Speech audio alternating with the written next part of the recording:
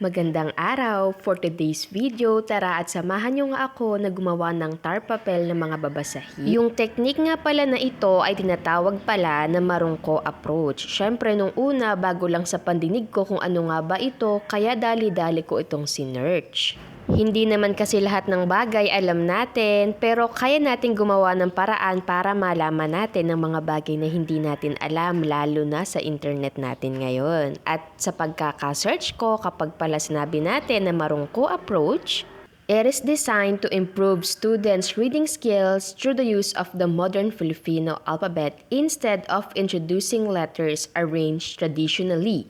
Letters are arranged based on the sound of the letters.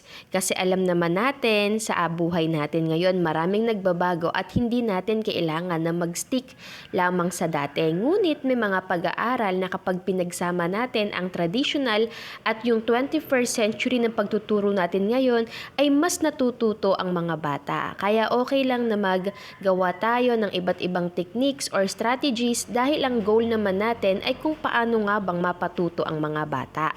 Sa pagse-search ko nga na ito ay may nakita rin akong stages of marungko approach at feeling ko ay nasa second stage na ang mga bata, which is yung blending the letters to make words. Kaya ito yung napili ko na mga babasahin, pero ito rin naman ay galing doon sa teacher na papalitan ko. Marahil ang iba sa inyo ay nagtatanong kung bakit ko nga ginagawa ang mga bagay na ito. Dahil dati kasi nagsasablang ako sa mga higher grades, pero ngayon po kasi tayo po ay na-permanent na po sa isang public school dito po sa gawin namin. At ako po ay maa-assign po sa kindergarten.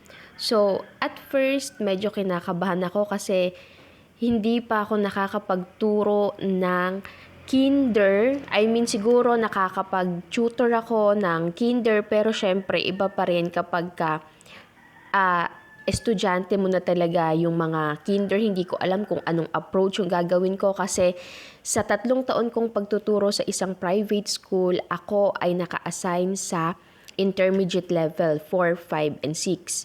And then nagsab ako ng grade 2 at grade 6, tapos ngayon ay magiging advisory class ako ng kinder, kaya medyo challenging. Pero sabi ko nga, lahat naman ng bagay matututunan. Sa una, oo, mag-a-adjust ka, may mga adjustment ka na gagawin, aaralin mong mabuti. Kaya nga sabi ko, kapag hindi natin alam, wag nating sabihin na hindi natin alam. Ang gawin natin, gumawa tayo ng paraan para malaman natin yung mga bagay na hindi natin alam. Tulad nitong marungko approach, nung unang binanggit sa akin ito, hindi ko talaga, wala akong idea yung marungko. Nun ko lang narinig yung marungko. And then, from that moment, sinearch ko siya.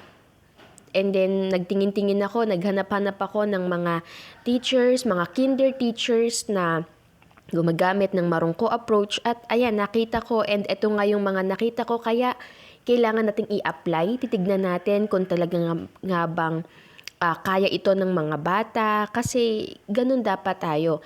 Matuto tayo na sasabay tayo sa flow. Kung ano yung in, syempre yun yung gagawin natin ngayon. And share ko lang na ang dami kong nakita sa Facebook, sa YouTube, sa TikTok, na napakaraming mga pakulo ng mga teachers, lalo na kapag catch-up Fridays, na nakakatuwa kasi talaga namang na-enhance yung reading skills ng mga bata.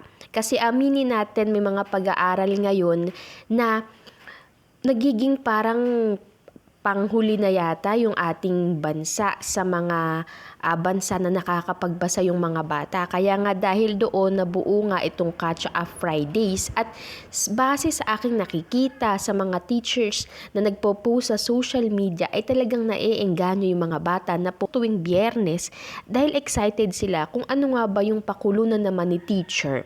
At napakaganda talaga nung activity or nung program na yon na ipinanukala. At sa pagpiprint nga na to, hindi ako masyadong nahirapan na mag-provide ng papel kasi ito lamang yung mga papel ko na used paper na, o diba? Hindi ko agad siya tinapon or hindi ko siya sinigan kasi alam ko magagamit ko siya balang araw, at ngayon pala yung balang araw na to. Kasi marami akong mga used paper, yung iba nga nabenta ko na kasi yun naman kasi mga lukot na kumbaga hindi ko na siya mapapakinabangan. Pero ito yung mga papel na malinis pa, tuwid pa, at kaya ko siya napagprintan nga nitong mga babasahin. Marami nga ito kaso panigurado hindi ko siya matatapos ngayong gabi, kaya gagawin ko na lang ito sa mga susunod pa na araw. Pinag-iisipan ko nga rin kung saan ko nga ba ilalagay or isasabit itong ating babasahin. Tapos may nakita ako rito sa amin na yung sampayan na nabibili sa TikTok kaso nasira na. Sabi ko papagawa ko kay jowa kasi gusto ko yung parang nakasampayan siya. Tapos digulong din siya kaya okay na okay yung nanditong sampayan namin pero aayusin na lang. And then ikwento ko na lang rin na sa unang linggo ko nga pala ng pagpunta doon sa school, hindi pa ako agad nakapagturo sa kindergarten.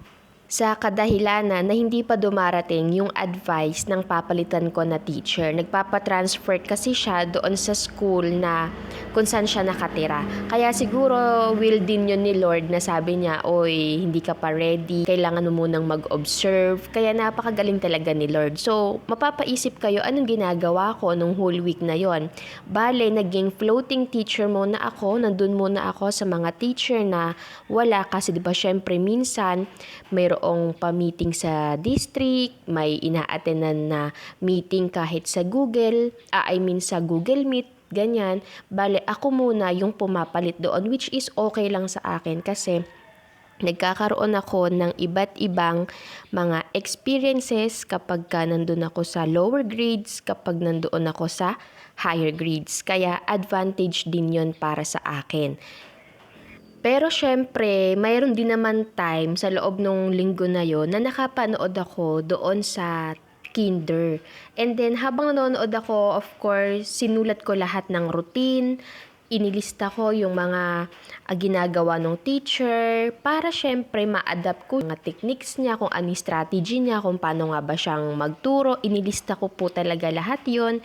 And then aside from that, ginawa ko rin, nag-search din ako sa iba pang mga teachers, kung ano yung mga approach na dapat gawin, yung sa discipline, kung ano ba yung mga activities na dapat gawin. At syempre tuwang-tuwa din ako doon sa Catch Up Fridays kasi syempre bata pa sila. Kumbaga tuwang-tuwa yung mga bata doon sa pakulo ni teacher.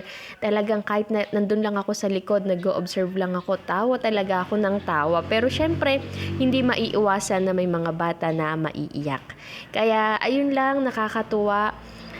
Kung bago ka sa channel ko, please don't forget to subscribe, at kung may tanong ka or isa kang kinder teacher, ano ba ang masasabi mo sa akin or ano ba ang matutulong mo? Thank you! Goodbye!